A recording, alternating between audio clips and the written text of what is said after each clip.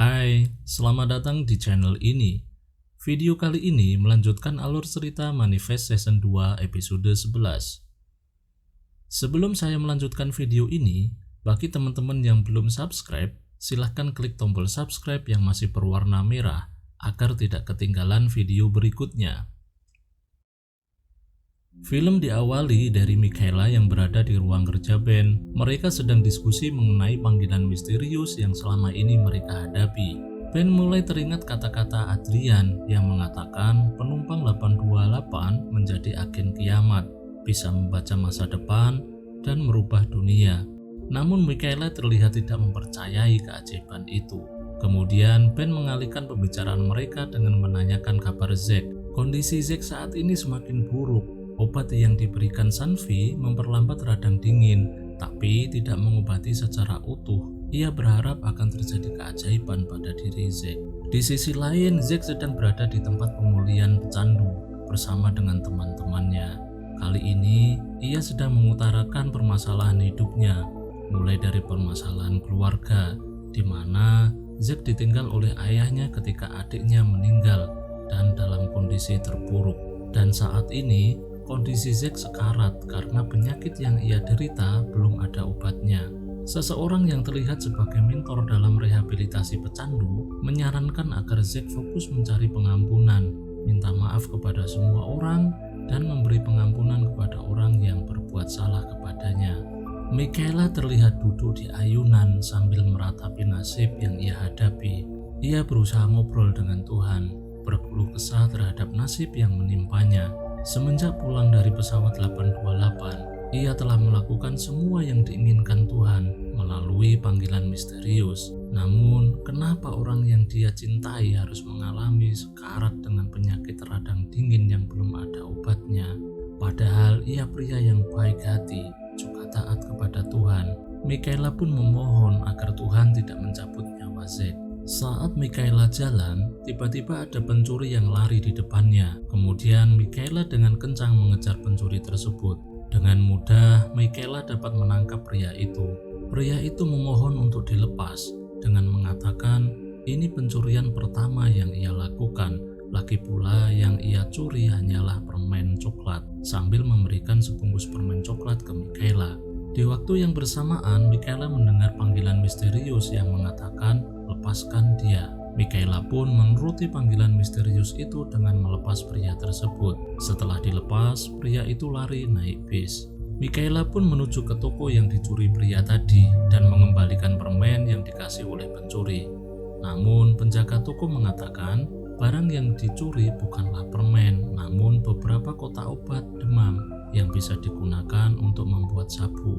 Michaela kembali ke kantor kemudian menceritakan kejadian tadi kepada Jared. Jared menyarankan seharusnya pencuri itu ditahan untuk dimintai keterangan, bukan dilepas begitu saja. Kemudian Jared menyarankan Michaela untuk menangkap kembali pencuri tersebut. Jared pun menawarkan diri untuk membantu melacak keberadaan pria tersebut untuk diinterogasi. Di rumah, Ben terlihat sedang menggendong anaknya yang sedang menangis. Kemudian Grace datang untuk menggendong anaknya. Grace berhasil membuat bayinya diam dan tertidur dengan menyanyikan lagu. Ben yang heran tanya kepada Grace dari mana mendapatkan lagu itu.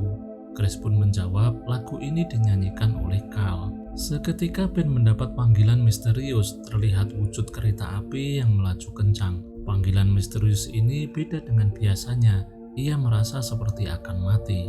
Carl sedang berjalan santai dengan TJ sambil menikmati minuman di tangannya.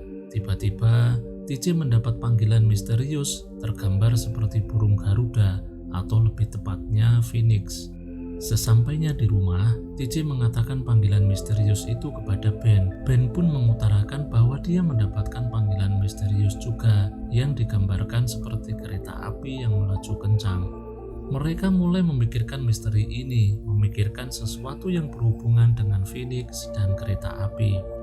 Carl yang dari tadi diam ternyata sedang mencari informasi melalui tabletnya, dan dia menemukan informasi keberadaan simbol Phoenix yang terlihat pada panggilan misterius TJ yaitu di suatu stasiun. Ben dan TJ pun bergegas menuju stasiun yang dimaksud. Zack terlihat sedang berada di ruangan Sanvi. Dia mau melakukan perawatan untuk mengobati penyakitnya. Dalam percakapannya, Zack merasa pesimis. Dia dalam kondisi sekarat karena sampai sekarang belum ditemukan obatnya. Namun Sanvi mengatakan ia akan berjuang sekuat kemampuan untuk mengobatinya. Michaela ditemani oleh Jared sampai di garasi bis. Mereka mencari informasi tentang pencuri yang dilepas Michaela kemudian naiki bis tersebut. Diawali dengan mencari informasi driver yang membawa bis saat itu. Setelah ketemu dengan driver bus, mereka menanyakan pencuri dengan menyebutkan ciri-cirinya. Jelas saja driver tidak mengenalnya karena terlalu banyak penumpang keluar masuk. Disarankan menuju bagian security untuk mengecek melalui CCTV. Ben dan TJ sampai lokasi stasiun. Waktu mau masuk, mereka melihat laki-laki tua menjatuhkan barangnya dari saku. Kemudian TJ dengan sopan memanggil orang tua tersebut dan memberikan barang yang jatuh. Setelah memasuki stasiun, mereka berdua terlihat kebingungan mencari petunjuk misterius berikutnya. Tatapan mereka berdua akhirnya tertuju pada orang tua di samping rel yang terlihat putus asa dan mau melakukan bunuh diri. Dengan segera mereka berdua lari untuk menahan orang itu dan akhirnya mereka berhasil menyelamatkan nyawa orang tua itu kemudian membawanya ke rumah sakit. Di rumah sakit, Z terlihat sedang dibesuk oleh ibunya. Mereka pun terlihat ngobrol selayaknya anak dan ibu sebelum akhirnya Zack masuk ke ruangan Dr. Sanvi untuk pemeriksaan lebih lanjut. Michaela dan Jared membawa hasil rekaman CCTV ke kantor. Terlihat asisten Michaela sedang melakukan scanning wajah pelaku. Dari situ, bisa diketahui target turun di sebuah sekolahan. Jared bergegas menelepon kepala sekolah untuk mengetahui lokasi pelaku pencuri itu. Di rumah sakit, Ben dan TJ menanyakan kondisi orang tua yang mereka tolong kepada dokter yang merawatnya. Dokter itu mengatakan orang tua itu lukanya tidak serius, hanya sedikit memar. Namun, tidak ditemukan identitas dan handphone, sehingga mereka harus menunggu orang tua itu sadar untuk mengetahui nama atau tempat tinggalnya. Pandangan TJ menuju ke kotak yang dipegang oleh orang tua sewaktu mau bunuh diri. Kemudian Ben berusaha mengambil dan memeriksanya. Ternyata itu adalah kotak musik. Ben kemudian memainkan kotak musik itu. Ternyata lagu itu yang dinyanyikan oleh Grace dan Carl untuk menidurkan bayinya. Michaela dan Jared tiba di sekolahan pelaku pencurian. Mereka langsung menginterogasi di tempat atas dugaan keterlibatannya terhadap gembong narkoba. Awalnya pria itu tidak mau bilang apa-apa, tapi karena terus didesak, akhirnya pria itu mengatakan nama gembong narkoba yang memesan obat curian kemarin.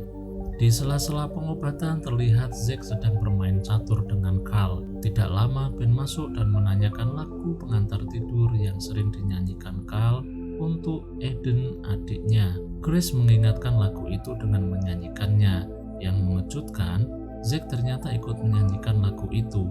Serentak Grace dan Ben kaget kenapa Zack bisa tahu lagu itu. Ternyata lagu itu diciptakan oleh ayah Zack. Zack juga heran kenapa mereka bisa tahu lagu ini. Padahal ayahnya hanya menyanyikan lagu itu untuk menidurkan dia dan adiknya. Ayahnya mempunyai kotak kecil untuk membuat lagu itu.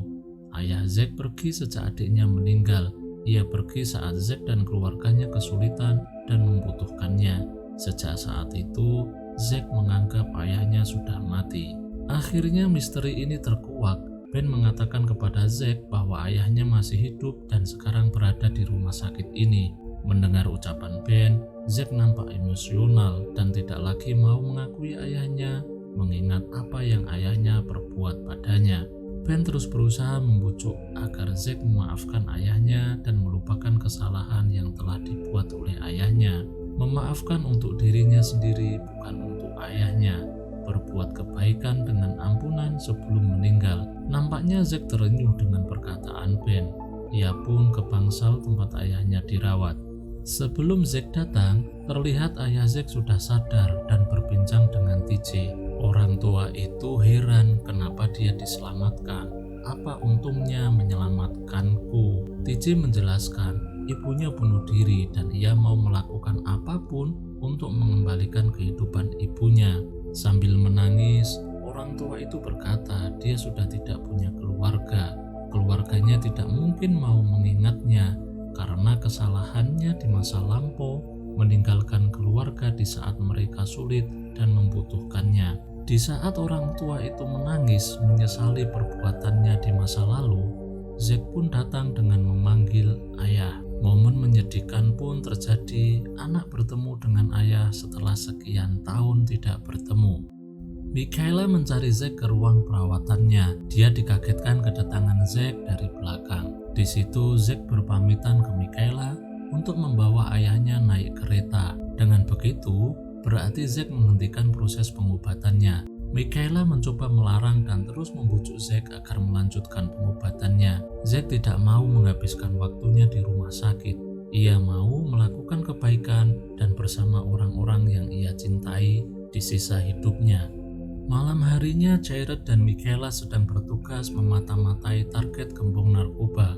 Sambil menunggu target Michaela bercurhat, dia akan segera kehilangan Zack karena dia menghentikan pengobatannya. Hidup Zack sudah tidak lama lagi karena menderita penyakit kulit yang belum ada obatnya.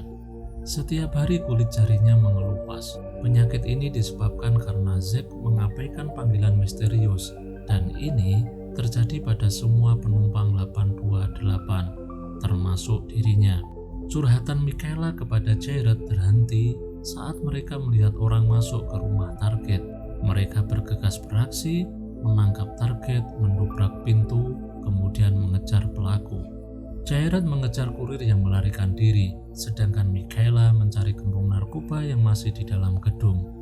Michaela berhasil menemukan Jay Spoiler, gembong narkoba. Di saat menangkapnya, ia mendapatkan panggilan misterius seruan untuk melepaskannya, seperti saat menangkap pencuri. Namun Michaela kali ini mengabaikan dan menangkap orang itu dan membawanya ke kantor polisi. Film pun diakhiri dengan adegan Zack melamar Michaela. Zack berkata ingin mendapatkan momen terindah bersama orang yang ia cintai, momen terindah yang akan ia bawa sampai mati. Michaela pun dengan senang menerima lamaran Zack. Terima kasih telah menonton. Jangan lupa klik tombol subscribe, like, dan komen.